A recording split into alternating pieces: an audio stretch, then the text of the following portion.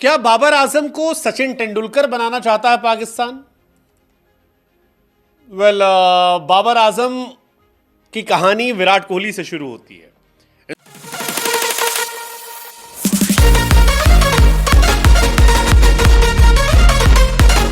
क्या बाबर आजम को सचिन तेंदुलकर बनाना चाहता है पाकिस्तान?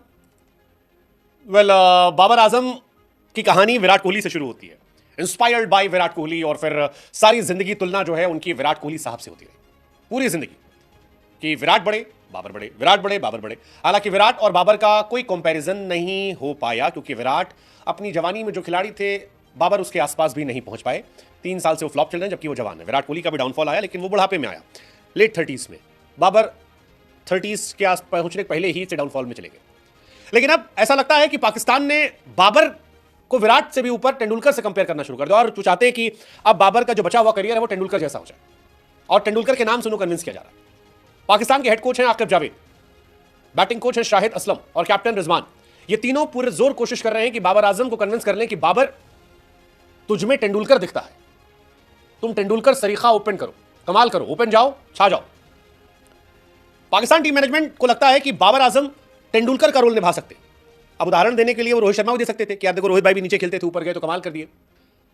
दिलशान दे सकते थे कि देखो दिलशान भाई नीचे खेलते थे, ऊपर गए कमाल कर दिए। जयसूर्या दे सकते थे, लेकिन नहीं, जवाब तेंदुलकर में गया कि तेंदुलकर को देखो, तेंदुलकर टॉप ऑर्डर में गए, ओपनिंग करने लगे, और फिर न भूत न भविष्य कोई उनके आसपास नहीं आया।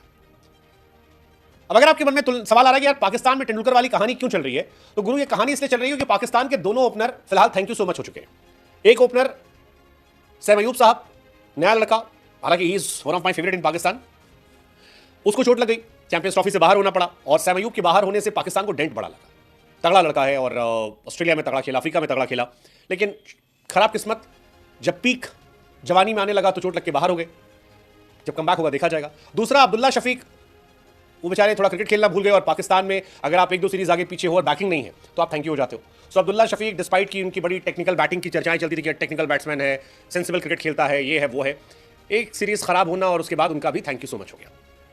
अब पाकिस्तान ने फखर जमान की वापसी करवाई है, लेकिन प्रॉब्लम यह है कि ओपनर में तो 2 चाहिए। फखर जमान को चलो आप ले आए इंडिया वर्ल्ड कप के बाद से, उनके करियर के साथ भी खूब खिलवाड़ हुआ है, मिडिल ऑर्डर यहाँ वहाँ ये वो। अब फखर जमान को ऊपर भेजा गया और कहा गया बाबर भाई चले जाओ, left hand right hand combination हो जाएगा।